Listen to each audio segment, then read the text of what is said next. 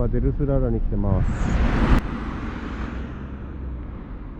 今日ここに SR 預けてるんで、ちょっとその状態を聞きに行ってきます。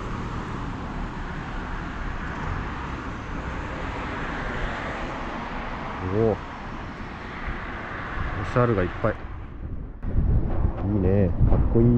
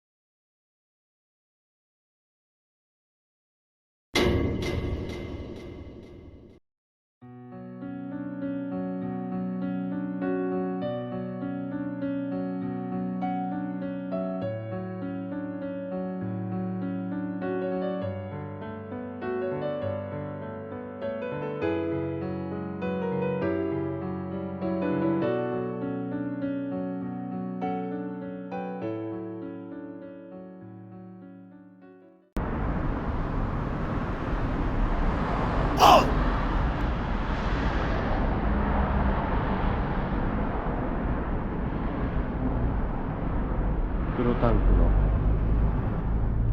かっこいいモデルです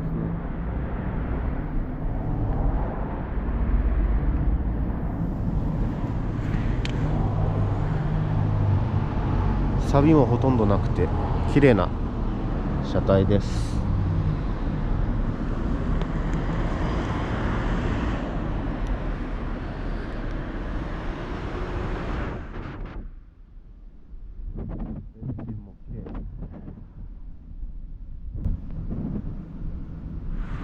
工具入れもねついてて、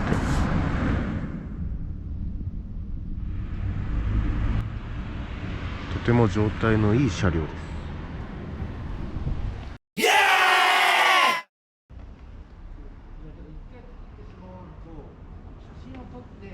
新規輸入というのを写真撮って陸運局に書かないと。